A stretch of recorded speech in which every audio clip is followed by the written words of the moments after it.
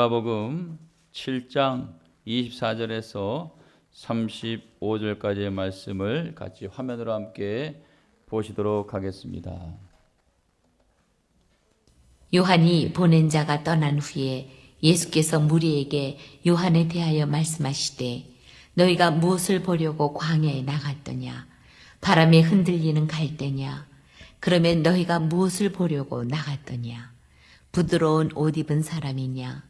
보라, 화려한 옷을 입고 사치하게 지내는 자는 왕궁에 있느니라. 그러면 너희가 무엇을 보려고 나갔더냐? 선지자냐? 옳다. 내가 너희에게 이르노니 선지자보다도 훌륭한 자니라. 기록된 바 보라, 내가 내 사자를 내 앞에 보내노니 그가 내 앞에서 내 길을 준비하리라 한 것이 이 사람에 대한 말씀이라. 내가 너희에게 말하노니 여자가 낳은 자 중에 요한보다 큰 자가 없도다. 그러나 하나님의 나라에서는 극히 작은 자라도 그보다 크니라 하시니 모든 백성과 세리들은 이미 요한의 세례를 받은지라 이 말씀을 듣고 하나님을 의롭다 하되 바리새인과 율법 교사들은 그의 세례를 받지 아니하므로 그들 자신을 위한 하나님의 뜻을 저버리니라. 또 이르시되 이 세대의 사람을 무엇으로 비유할까? 무엇과 같은가? 비유하건대 아이들이 장터에 앉아 서로 불러 이르되 우리가 너희를 향하여 피리를 불어도 너희가 춤추지 않고 우리가 곡하여도 너희가 울지 아니하였다 함과 같도다. 세례 요한이 와서 떡도 먹지 아니하며 포도주도 마시지 아니하매 너희 말이 귀신이 들렸다 하더니 인자는 와서 먹고 마시매 너희 말이 보라 먹기를 탐하고 포도주를 즐기는 사람이요 세리와 죄인의 친구로다 하니 지혜는 자기의 모든 자녀로 인하여 옳다함을 얻느니라. 우리 다 함께 기도하시겠습니다. 살아계신 하나님 아버지 감사합니다. 오늘도 거룩한 주일 하나님 귀한 11월 첫째 주 하나님 앞에 나와 귀한 예배자로 우리를 세우심에 감사드립니다. 이 귀한 시간 복을 내려 주시옵시고 하나님이 영광을 받아 주시며 우리의 삶이 회복되고 치유되고 이 부족한 종의 입술의 권세와 능력으로 기름 부어 주시옵소서. 모든 것 의지하고 감사하며 예수님의 이름으로 기도하옵나이다. 아멘. 자, 우리 서로 인사 나눌까요? 샬롬. 네, 다시 한번 인사드립니다. 주님의 이름으로 사랑하고 축복합니다. 아멘. 우리 하나님께 찬양을 한 번 더 올려드렸으면 좋겠습니다. 하나님께서 마음을 만져주셔야지 우리가 말씀도 속속 들어가고 은혜가 됩니다. 자, 이 찬양으로 하나님께 나아갑니다.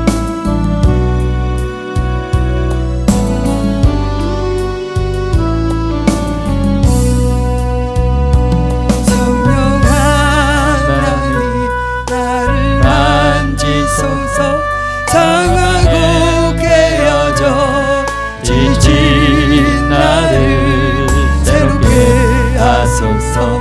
성령의 바람 시드는 내 영 살리소서. 성령 하나님 이 땅 고치소서. 죄악의 어둠 속 헤매는 주소서. 성령의 불로 세상 헛된 맘 태우소서.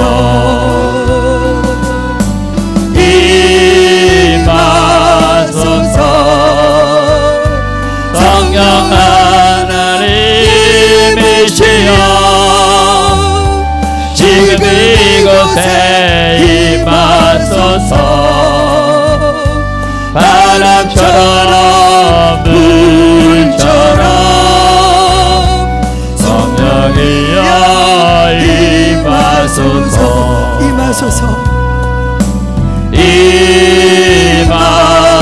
임하소서. 성령 하나님이시여 지금 이곳에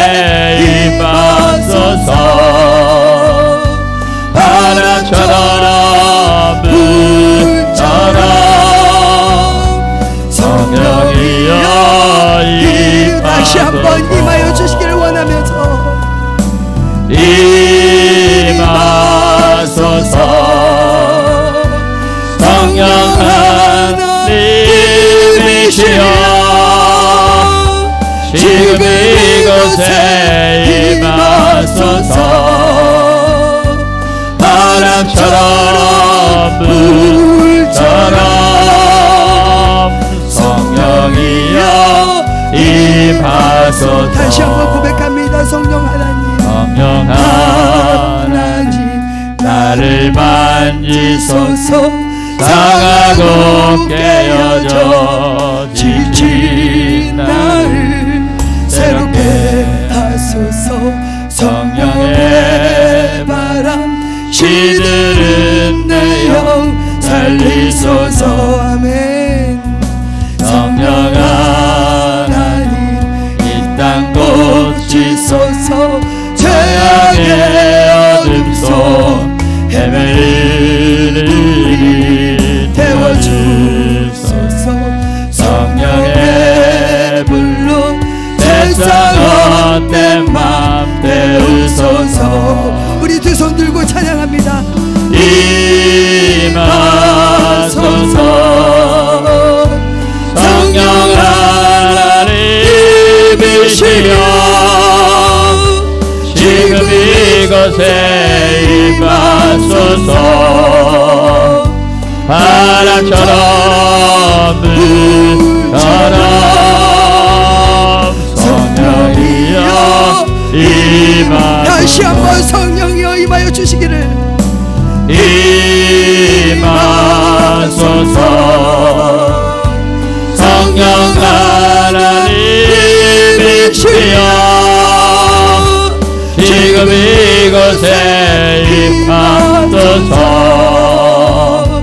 바람처럼 불처럼 성령이여 임하소서 아멘. 성령님 임하셨습니다. 아멘. 어떤 분은 향기로도 성령님의 임재를 하실 것이고, 어떤 분은 또 불로, 또 어떤 분은 바람으로, 어떤 분은 하나님의 잔잔한 그 음성 가운데 우리 성령님이 함께 하신 줄로 믿습니다. 아멘. 자, 오늘 말씀의 제목, 다 함께 말씀의 제목 보시겠습니다. 하나님을 거부하는 세대. 시작. 하나님을 거부하는 세대. 자, 사랑하는 여러분, 나는 하나님을 거부한 사람 중에 한 사람이 아니었나 싶습니다.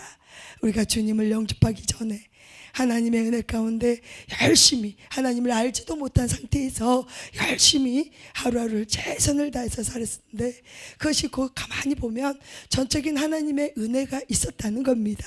그런데 누군가가 나에게 복음을 제시했을 때, 누군가가 나에게 예수님을 믿으라고 말씀하셨을 때 나는 그때 어떻게 반응을 했나. 우리가 옛것은 지나갔으니 보라 새 것이 되었도다 라고 말씀하셨지만, 우리가 오늘 또 이 귀한 말씀을 통해서 나의 또 그 삶도 되돌아보시고, 또 지금 현재 나는 똑같이 하나님을 믿는다고는 하지만 아직도 내가 하나님을 거부하고 있지는 않은지 나의 신앙도 점검해 보시기를 축복합니다. 아멘. 자, 오늘 누가복음 7장 24절에서 35절의 말씀을 우리가 보면은요, 자, 세례 요한이 현재는 감옥에 있는 상태였습니다. 감옥에 있는 상태였는데 가만히 보니 메시아 예수님이 오셨어요. 그리고 예수님께 직접 물로 세례를 베푸셨습니다. 그런데 그 메시아로 오신 그 예수님, 구원으로 오신 구원자로 오신 그 예수님이 뭔가 획기적인 일을 해야 되는데 가만히 보니까 그런 일들이 벌어지지 않고, 소문에 소문을 보니까 뭐예요? 병든 사람을 치료하고 약한 자를 세워주시면서 말씀을 가르쳐 주시고 귀신 들린 자를 쫓아내 주시고, 이런 여러 가지 사역들만 하고 계시는 것을 들었다는 겁니다. 그래서 세례 요한이 자기의 제자들을 둘을 보내서 예수님을 찾아가라고 말합니다.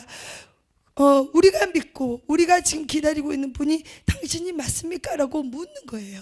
자, 우리의 신앙도 그렇습니다. 우리가 예수님을 믿고 영접하고 하나님을 열심히 섬기고 사랑하지만 우리가 우리의 기도에 응답이 속히 오지 않거나 또 우리가 되어지는 일들이 되어지지 않고 되기를 바라는 일들이 되어지지 않는 그런 일들을 볼 때 나에게 정말 주님이 계실까? 내 삶에 정말 하나님이 내 기도를 듣고 계실까라고 우리도 의심할 때가 있다는 것입니다. 그처럼 오늘 이 말씀을 통해서 세례 요한이 정말 그 두 제자들을 보내서 당신이 구세주가 맞습니까? 메시아가 맞습니까?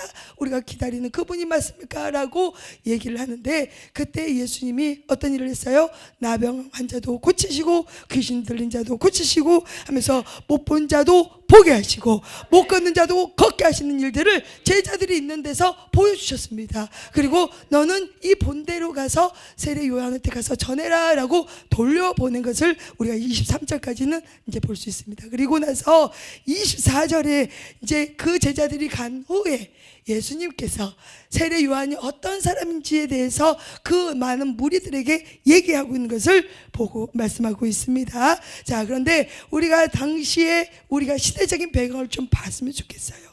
왜 사람들이 왜 구세주 메시아 구원자를 왜 기다리고 있는지를 우리가 그 시대적인 배경을 잠깐 살펴본다면요, 그 당시에는 영적으로 엄청난 암흑기, 즉 정말 구약과 신약 시대 그 사이에 400년이라는 침묵의 시기가 있었어요. 그리고 그 이후에 누가 나타났냐면 세례 요한이라는 사람이 다근히 나타나서 회개하라 천국이 가까이 왔다라고 외치면서 하나님의 말씀을 선포하고 주님의 길을 예비하는 그 길을 행한 것을 볼 수 있습니다.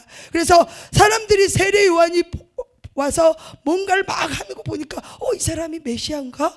이 사람이 우리가 그렇게 하나님의 음성을 듣기를 원하는데 아직도 우리가 그 음성, 왜? 너무너무 암흑기 같은 그 시대 속에 살았기 때문에 하나님의 음성이 들리지 않았던 시대를 살았던 사람들이었으니 얼마나 답답했겠어요.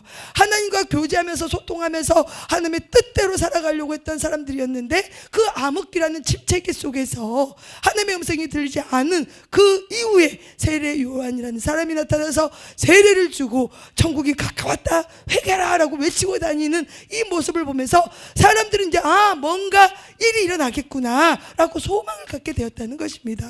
그리고 그 당시에는 로마 시대의 압제로 힘들었어요. 이스라엘 백성, 유대 민족들이 로마의 지배 아래에 있었기 때문에 정말 여기서 해방되고 싶은 마음이 너무 많았다는 겁니다. 그래서 정말 정치적으로 막 어떤 획기적인 일들이 벌어져서 정치적인 왕이 세워져서 이제는 우리가 먹고 사는데 부족함이 없고 정말 우리가 로마의 제국의 속국으로 살지 않고 이제는 해방이 되기를 원한다는 간절한 소망을 가지고 있었을 때가 이 시대였다는 것입니다. 그래서 이때 하나님께서 누구를 먼저 보냈냐? 세례 요한을 보냈다는 것입니다. 자, 요한은 왜 세례를 붙여요? 세례를 줬기 때문에 세례 요한이라고 합니다. 그래서 이 세례 요한을 통해서 주님의 길을 예비했다. 예수님이 오실 그 구원의 길을 미리 가서 준비한 사람이 세례 요한인 것을 우리가 볼 수 있습니다. 그래서 오늘 이렇게 하나님을 거부하는 이 세대, 지금도 하나님을 거부하는 세대잖아요. 그 당시에도 하나님을 거부했던 세대들이 있었는데 왜 이렇게 하나님을 거부했냐 봤더니 첫 번째는 하나님이 보낸 사람, 그 사람을 오해했다라고 보면 좋겠습니다. 자, 그래서 예수님의 길을 먼저 준비하기 위해서 세례 요한을 하나님께서 보내셨는데 이 세례 요한이 어디에 있었냐? 광야에서 생활을 했다는 것입니다. 광야에서 생활을 했는데 사람들이 거기로 몰려요. 그리고 그곳에서 회개하라 천국이 가까이 왔다 라고 말씀을 선포하니까 그들이 자신들이 죄인인 것을 고백하면서 그 요한에게 세례를 받고 회개하면서 다시금 새로운 삶으로 살아가는 것을 볼 수 있었습니다. 그런데 중요한 것은 그 시대에 그렇게 자기가 죄인이라는 것을 인정하고 정말 하나님 앞에 회개하면서 자기의 모든 것들을 내려놓고 세례를 받은 사람이 있는가 반면에 그렇게 하지 아니했던 사람들도 있었다는 것입니다. 자, 세례 요한이 와서 물로 세례를 주는데 그 사람이 하는 행동을 보니까 뭐예요? 옷은 낙타털 옷을 입는 거예요. 낙타털 옷. 그리고 먹는 건 뭐예요? 메뚜기하고 석청. 석청은 야생 꿀을 말합니다. 메뚜기하고 석청을 잡아먹고 그걸 뭐 이렇게 해서 먹고 이런 걸 보니 어때요? 사람들이 보기에는 뭔가 메시아 같이 생겼는데 뭔가 확실한 뭔가가 줄 것 같은데 모양새를 보니까 그게 아닌 거예요. 그렇잖아요. 번드르르하게 뭔가 와야 되잖아요. 그런데 그 당시에 사람들이 보니까 그렇게 보이지 않고 그 광야 생활을 하다 보니까 얼마나 사람이 또 거칠겠어요. 그래서 오늘 예수님이 말씀합니다. 우리 다 함께 24절, 25절, 26절을 한번 읽겠습니다. 우리 말씀을 책으로, 성경책으로 한번 읽어보겠습니다. 시작. 요한이 보낸 자가 떠난 후에 예수께서 무리에게 요한에 대하여 말씀하시되 너희가 무엇을 보려고 광야에 나갔더냐? 바람에 흔들리는 갈대냐? 그러면 너희가 무엇을 보려고 나갔더냐? 부드러운 옷 입은 사람이냐? 보라, 화려한 옷을 입고 사치하게 지내는 자는 왕궁에 있느니라. 그러면 너희가 무엇을 보려고 나갔더냐? 선지자냐? 옳다, 내가 너희에게 이르노니 선지자보다도 훌륭한 자니라. 아멘. 자, 예수님이 그 제자들을 보낸 이후에 거기에 앉아있는 무리들에게 얘기했다는 겁니다. 너희가 무엇을 보려고 광야에 나갔더냐? 세례 요한을 보려고 광야에 갔어요. 세례 요한이 광야에서 세례를 주기 때문에. 그런데 그곳에 가서 보니까 그 사람이 바람에 흔들리는 갈대 같더냐라고 묻는 거예요.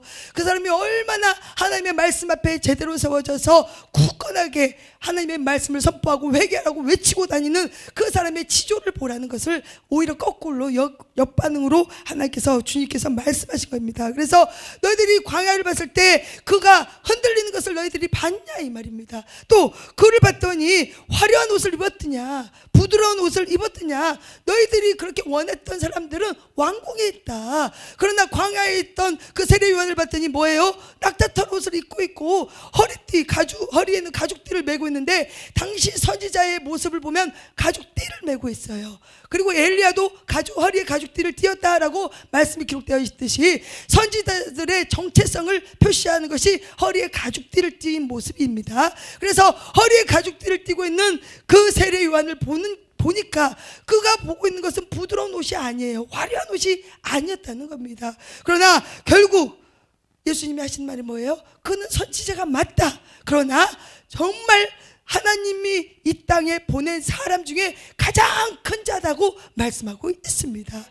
그래서 어떻게 해요? 하나님을 거부하는 그 세대들의 어떤 생각을 예수님이 지적하냐? 너희들이 바라보는 그 시선, 너희들이 외모만 바라보고 뭔가 되어져 있어야 되고, 너희들이 원하는 그 사람, 너희들이 원하는 하나님의 그 선지자들을 이제는 깨라는 겁니다. 오해하지 말라는 겁니다. 자, 그래서 우리가 옷을 입고 우리가 말을 하고 우리의 모든 행위가 아무리 아름다워도요, 우리 안에 정체성, 내가 하나님의 자녀다라는 확신과 구원의 확신이 없으면은요, 우리는 하나님의 사람이 아니다라고 오해를 받을 수가 있습니다. 그러나 우리가 외모상으로는 별 볼 게 하나도 없어요. 그리고 내가 가지고 있는 옷 중에 최선을 다해서 멋있게 빨아서 입고 하나님 앞에 그 모습 그대로 나왔을 때 남들이 봤을 때는 화려한 모습이 아닙니다. 그럼에도 불구하고 내가 하나님 앞에 온전히 기도하고 찬양을 드리고 예배를 드리는 그 모습을 통해서 저 사람은 하나님의 사람이다 라고 하나님의 주변에 있는 그 사람들, 아직 복음을 받아들이지 않는 그 거부하는 세대들이 나의 모습을 보고 우리를 하나님의 백성으로 인정해 줄 수 있다는 사실입니다.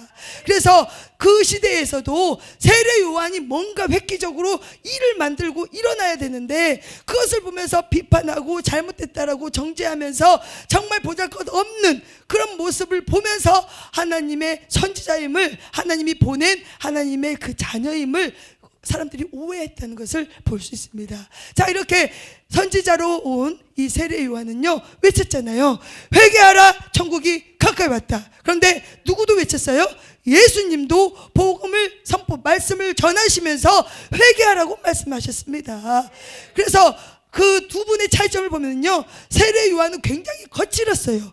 그렇잖아요. 광야 생활을 하고 또 굉장히 지조가 있는 사람이고 어떤 것들도 흔들리지 않았던 사람이었기 때문에 그가 말하는 말, 독사의 자식들아 이렇게 막 거침없이 말을 내뿜는 사람이 세례 요한이었다는 것입니다.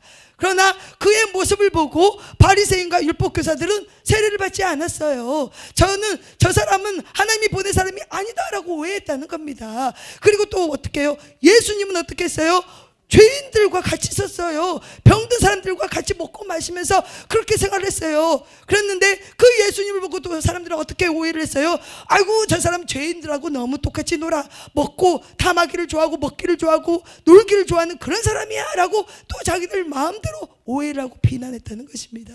그렇습니다. 우리가 이 세대를 살면서 우리도 열심히 하나님을 믿고 하나님의 말씀대로 살아가려고 노력을 하다 보면요, 누군가는 나보고 거칠다고 말할 수가 있어요. 왜? 우리는 다른 것은 타협을 해도 돼요. 인간적인 관계에서는 타협을 해도 되지만 우리의 신앙만큼은 절대로 타협을 하면 안 됩니다. 그럴 때 우리가 거침없이 하나님의 말씀이 내 입술을 통해서 선포될 수도 있습니다. 그럴 때 우리는 오해를 하면 안 된다는 거예요. 하나님은 그분의 성향대로 성품대로 그렇게 쓰십니다. 대신 예수님처럼 온유하고 인자하게 정말 힘든 사람들을 섬기면서 알게 모르게 도와주고 이렇게 하는 모습을 통해서 아유 저 사람은 먹고 놀기 좋아해, 저 사람은 항상 저런 식이야, 저 사람은 정말 죄인들하고 같이 있어. 사랑하는 여러분, 우리는 죄인입니다. 하나님의 은혜로 우리는 의인으로 칭해 주셨습니다. 하나님께서 우리를 양자 삼아 주셨습니다. 그런데 우리가 사실 우리 그렇잖아요. 우리 주변에 술 드시는 분들 계시잖아요. 그러면 우리가 그분들하고 우리가 같이 술자리에 앉아있는 모습을 보고 다른 사람들은 오해합니다. 왜? 아이고 예수님 믿는 사람이 술 먹고 있는 자리에 같이 앉아있네? 오해합니다. 그러면은 우리가 그 오해를 받을 수 있는 충분한 여지가 되지 않겠습니까? 그리고 그렇게 또 비난할 수도 있습니다. 그러나 중요한 것은 예수님도 그런 죄인들을 구원시키기 위해서 이 땅에 오셨기 때문에 우리가 그분들에게 앉아서 술을 같이 먹는 것은 아니에요. 그러나 우리의 신앙의 지조는 지키되 우리가 하나님의 자녀로 정체성을 가지고 확신을 가지고 지키고 있으되 우리가 그분하고 같이 이야기를 나누면서 그분들이 마음 둘 곳이 없으니까 술이라는 것에 의지해가지고 살아가는 사람들이잖아요. 그러나 결국 이런 사람들하고 같이 우리가 있으면서 이야기를 들어주고 공감해주고 같이 하나님의 은혜 가운데 하나님이 그래도 얼마나 사랑하는지 모른다 그러면서 정말 하나님의 말씀을 정말 선포할 수 있는 그런 중요한 하나님의 메시지를 전할 수 있는 그런 사랑을 전할 때 그것을 보고 다른 사람들이 우리를 오해할지라도 우리는 괜찮다는 겁니다. 그래서 하나님을 거부하는 세대는요, 우리가 어떠한 좋은 일을 해도 거부를 해요.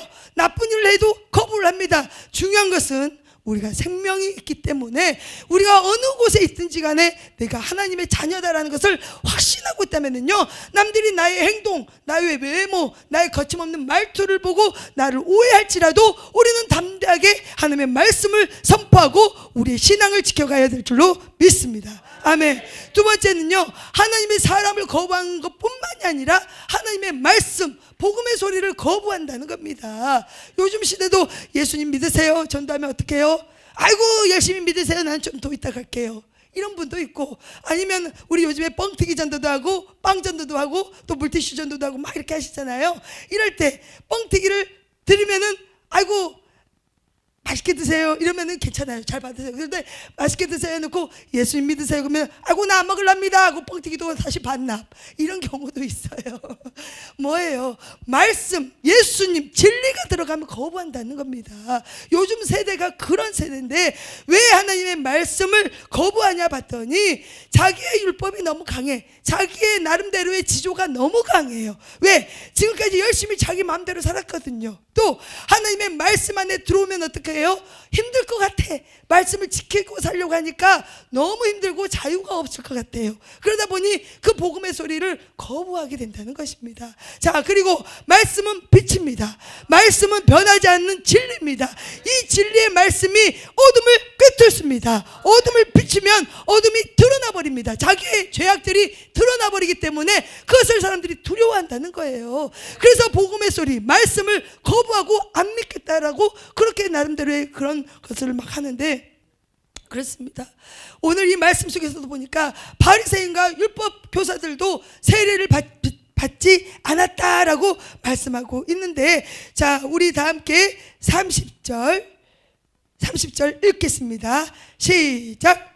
바리새인과 율법 교사들은 그의 세례를 받지 아니하므로 그들 자신을 위한 하나님의 뜻을 저버리니라. 아멘. 당시 바리새인들은요, 하나님의 율법과 전통을 철저하게 지키는 사람들이었습니다. 그리고 율법 교사는요, 모세 율법을 연구하고 가르치고 이렇게 선생님들이었죠. 쉽게 말해서 이런 분들이었는데, 이렇게 하나님의 말씀을 제일 가까이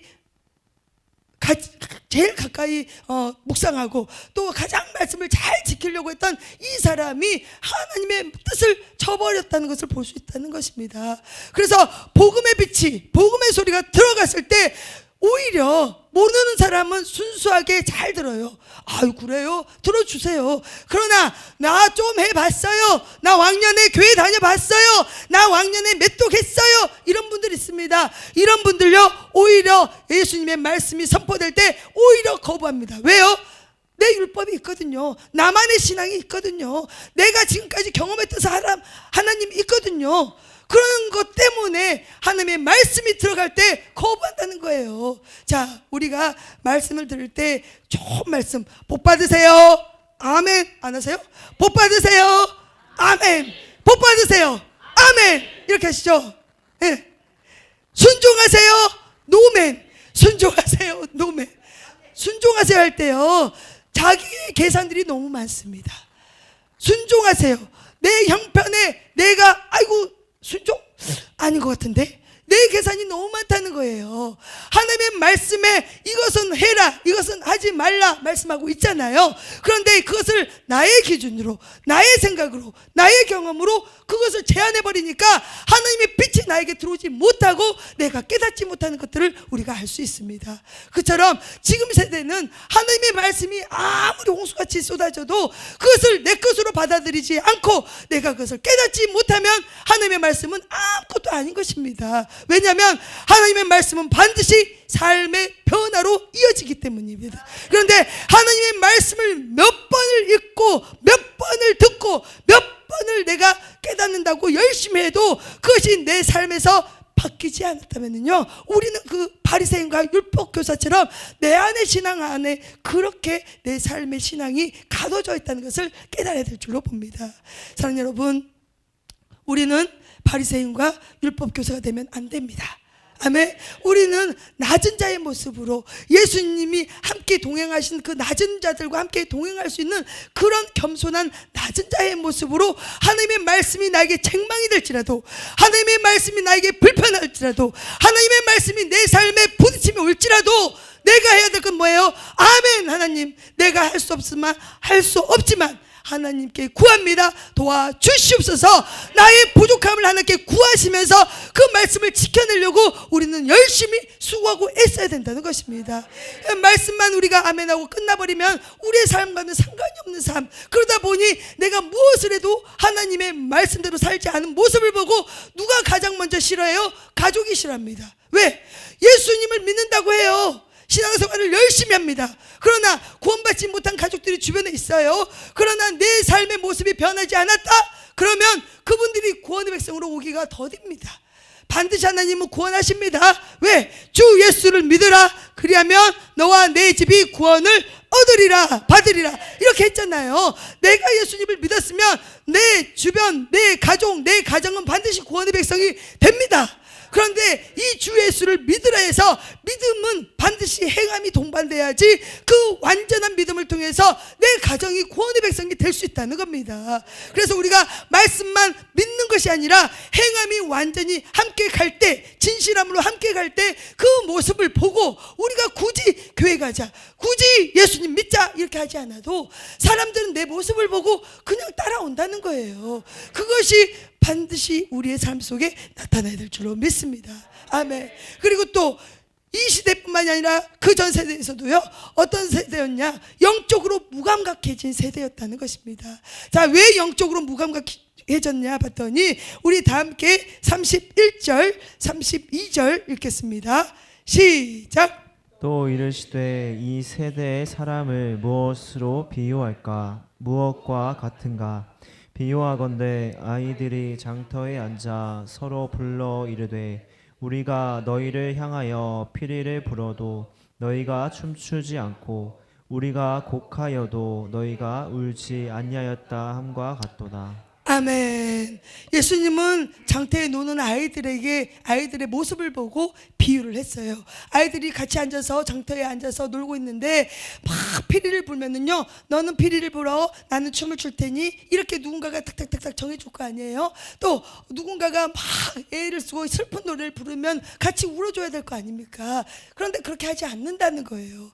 우리가 주님 안에 같이 들어와 있지만은요, 우리가 누구는 이것을 하고 누구는 이것을 하고 누구는 이것을, 각자 하나님이 주신 달란트와 은사가 있습니다. 재능들이 있습니다. 이것이 하나님 안에서 아름답게 펼쳐질 때 하나님 나라가 멋지게 세워지고 영혼들의 구원이 반드시 일어나게 된다는 것입니다. 그런데 하나님 나라 안에 있는 자녀들도 막 피리를 불면은요, 같이 즐거워해 줘야 되지 않겠습니까?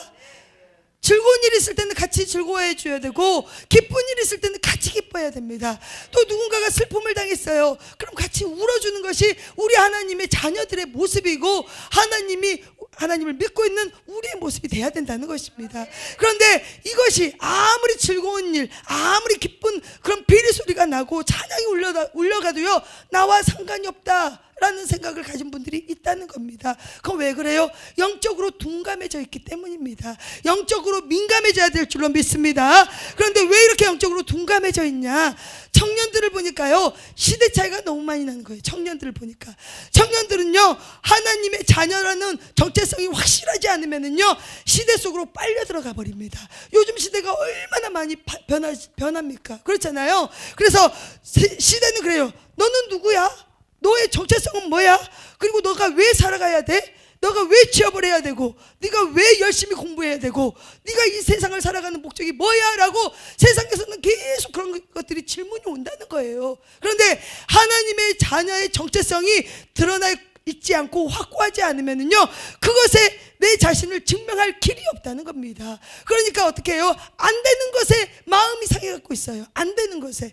하나님의 말씀보다 세상의 소리에 더 귀가 커지고, 하나님의 말씀보다 세상의 유혹에 더 빠지고, 하나님의 말씀보다 내가 지금 아무것도 안 됐는데 내가 뭘 지금 할 거야 라는 혼자의 그 자책하는, 주춤하는 그런 의기소침한 그런 모습들 때문에 오히려 영적으로 둔감해지는 현상들을 볼 수 있다는 것입니다.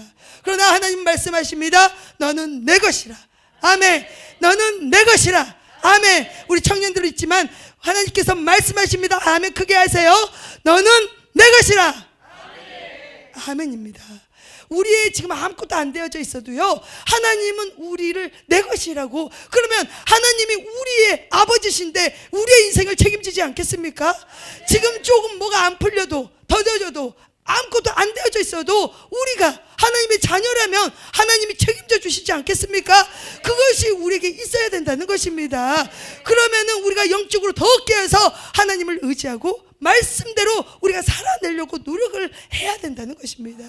사랑하는 여러분, 공부를 하면은요, 성적은 올라갑니다. 운동을 하면은요, 어떻게 해요? 몸은 만들어집니다. 건강해집니다. 눈에 보여집니다. 그러나 우리가 아무리 기도를 해도 더뎌질 때가 있어요. 왜? 하나님은 그 과정 속에서 우리와 하나님과의 관계를 새롭게 정립시키고 친밀한 관계가 되기 위해서 우리를 만나기를 원하는 뜻이 있다는 사실입니다. 그래서 신앙이라는 것은요, 즉시로 보여지는 게 아닙니다. 자판기처럼 돈 넣어서 뚱땅하고 나오는 그런 것이 신앙이 아니에요. 그것 때문에 돌아선 사람들이 얼마나 많은지 모릅니다. 그렇기 때문에 영적으로 깨어있지 않으면요, 우리는 하나님의 뜻을 늘 우리가 분별하면서 말씀 속에서 하나님의 뜻을 찾아내야 될 줄로 봅니다. 아멘. 그래서 우리의 모든 삶 속에 영적으로 둔감하면 안 됩니다. 그러기 위해서 어떻게 해야 돼요? 말씀대로 우리가 살아내려고 말씀을 읽어야 되지 않겠습니까? 말씀을 읽는 것에서 끝나는 게 아니라 말씀을 지키고 행해야 되는 것이 우리의 삶의 모습이 되어야 될 줄로 봅니다. 결국 하나님을 거부하는 세대의 모습들을 보면은요, 우리가 어떠한 모양에 있을지라도 우리는 하나님의 말씀, 진리의 말씀을 담대히 선포해야 됩니다. 세례 요한처럼 담대하게 내가 가진 것이 없고 내 모양이 초라해 보이고 내 모양이 사람들 보기에 아무것도 없는 것 같을지라도 진리의 말씀만큼은 확실하게 담대하게 선포해야 될 줄로 봅니다. 두 번째는 예수님처럼 죄인들과 병든 자와 힘든 자와 아픈 자와 함께 고통을 나누면서 그들에게 주님의 사랑을 전해야 되는 것이 우리의 사명입니다. 사랑 없이는 아무것도 아닙니다. 교회를 떠난 사람들 대부분 사랑, 교회에서는 설교가 좋아서 오는 분들은 이제는 신앙이 굳어진 사람들이 좀 될 수 있어요. 그러나 처음에 오신 분들은 어떻게 해요? 설교는 눈에 안 들어와요. 귀에 안 들어와요. 뭐가 좋아요? 관계, 친밀함, 나를 도와주고 나와 함께 얼마나 친밀한 관계, 사랑을 표현해 주냐에 따라서 그 신앙이 굳어지는 과정이 된다는 것입니다. 그래서 요즘 세대에 정말 사랑이 없는 교회가 많고 사랑이 없는 가정이 많고 사랑이 없는 직장과 공동체가 너무 많지만 우리가 가는 곳곳마다 주님의 사랑을 품고 그들을 위해서 기도해 주면서 그들과 함께 공감해 줄 때 하나님은 그들에게 복음이 자연스럽게 나타나는 것을 볼 수 있습니다. 마지막으로 우리는 마지막 한 구절 있습니다. 35절 시작. 지혜는 자기의 모든 자녀로 인하여 옳다함을 얻느니라. 아멘. 지혜는 자기의 모든 자녀로 옳다함을 얻느니라. 무슨 말입니까? 지혜는 예수님이십니다. 진리, 그 말씀을 통해서 우리는 지혜의 자녀로 살아낼 때 하나님의 뜻대로 그들이 구원을 받는 역사가 있게 될 줄로 봅니다. 아멘. 그래서 우리는 진리를 말하는 입술, 따라 합시다. 진리를 말하는 입술보다 진리를 살아내는 삶이 더 큰 설득력을 가집니다. 더 큰 설득력을 가집니다. 이해되세요? 우리가 진리를 아무리 예수님의 말씀을 전해도 이거보다 내가 살아내는 그 삶, 지혜로운 자녀처럼 살아내는 그 삶이 결국은 옳다함을 인정받는다는 겁니다. 그렇게 할 때 그들에게 보여지는 그 모습을 통해서 구원의 백성 길로 인도할 수 있는 그 통로가 되는 사실입니다. 자, 두 번째, 교회를 다니는 것보다 그리스도를 닮은 성품으로 살아가는 것이 더 큰 복음입니다.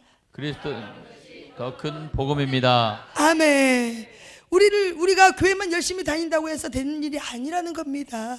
우리가 그리스도의 성품으로 닮아가고 그 성품이 우리의 행위로 나타날 때 그것이 삶에 있어서 큰 복된 삶인 것을 증거한다는 것입니다. 아멘. 그래서 우리의 가장 큰 강력한 전도 방법은 삶의 복음으로 나타나는 겁니다. 우리 복음, 우리에게 있는 기쁜 소식이 삶으로 나타나는 것이 가장 큰 전도의 힘입니다.